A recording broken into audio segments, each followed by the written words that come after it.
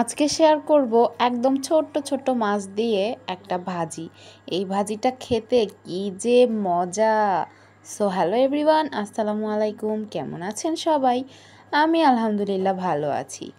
তার আগে একটু দেখিয়ে নেই, গতকাল মামুনি তালের বড়া বানিয়েছিল, আর এই বড়াটা কি যে মজা হয়েছিল।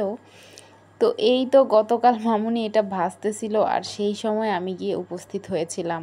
আর এটা ভাজার পরপরই একদম আমি গরম গরম নিয়ে খেয়ে ফেলেছিলাম। তালের পিঠা কিন্তু গরম গরম খেতে তিতা লাগে, আর যখন একদম ঠান্ডা হয়ে যায় তখন কিন্তু খেতে একদম অনেক অনেক মজা লাগে। আর এই জন্যই মামুনি রাতে ভাজে, আর আমরা পরের দিন সকালে উঠে খাই। তো এই তো এইভাবে করে মামুনি এই পিঠাগুলো ভেজে নিয়েছিল একদম ছোট্ট ছোট্ট করে, কি যে মজা। আজকে মামুনি ছোট ছোট মাছ দিয়ে একটা ভাজি করেছে। এই ভাজিটা যে আমার কি পছন্দের। আর এখানে আলু আর বেগুন একদম চিকন চিকন করে কেটে নিয়েছে। আর এগুলো হলো আমার উদ্যোগের পণ্য। এগুলো হচ্ছে সিরাজগঞ্জের বিখ্যাত তাঁতের থ্রি পিস। এই থ্রি পিসগুলো কিন্তু সচরাচর সব জায়গায় পাওয়া যায় না, বা বাজারের কোথাও সচরাচর পাওয়া যায় না আর কি। এইগুলো কিন্তু একদম তাঁতিদের বোনা থ্রি পিস।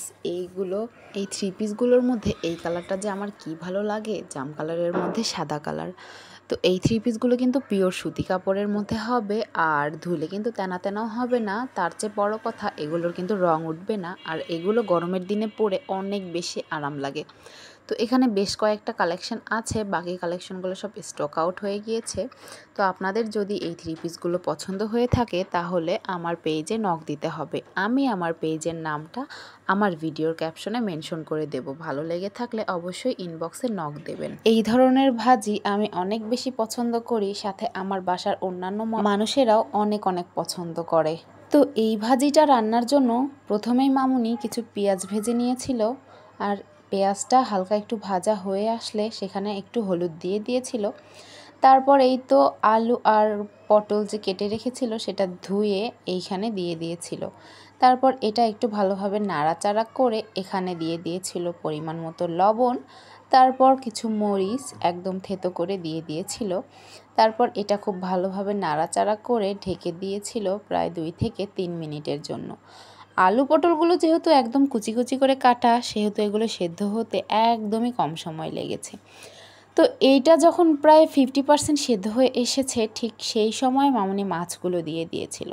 মাছগুলো এতটাই ছোট যে এগুলো একদম প্রথমে দিলে সেদ্ধ হয়ে একদম গলেই যেত, তাই একটু আধা সেদ্ধ হওয়ার পরেই এগুলো দিয়েছিল। তারপর তো এটা ভালোভাবে নাড়াচাড়া করে ঢেকে দিয়েছিল। তো মাছটা ভালোভাবে নাড়াচাড়া করে কিছুক্ষণ ঢেকে দেওয়ার পর যখন মাছটা সেদ্ধ হয়ে আসবে, তখন আরেকটু উঠিয়ে ভালোভাবে নাড়াচাড়া করে নিচ্ছিল। এইভাবে 1 মিনিট 2 মিনিট পর পর একটু করে নাড়াচাড়া করে দিলে ভাজিটা ভালোই লাগে কিন্তু খেতে, মানে ভাজির টেস্টটা কিন্তু অন্যরকম আসে। তো এই তো এটা 80% হয়ে যাওয়ার পর এখানে জিরার গুঁড়া ছিটিয়ে দিয়েছিল। তারপর এইটা আরেকটু ভালোভাবে নাড়াচাড়া করে নিয়ে কিছুক্ষণ জাল করে নিতে হবে। তো এটা মামুনি নাড়াচাড়া করে নিয়ে আরও কিছুক্ষণ জাল করে নিয়েছিল। আর যখন এটা একদম হয়ে এসেছিল তখন এই তো কড়াইয়ের চারদিকে এইভাবে বিছিয়ে বিছিয়ে দিয়ে একটু ভালোভাবে জাল করে নিয়েছিল, যাতে ভাজিটা একটু শুকনা শুকনা হয় আর খেতেও একটু বেশি মজা লাগে। তো এই তো ভাজি রান্নাটাও শেষ, আর এই তরকারিটা কী যে মজা লাগে, আপনারা একবার চাইলে ট্রাই করে দেখতে পারেন। আল্লাহ হাফেজ।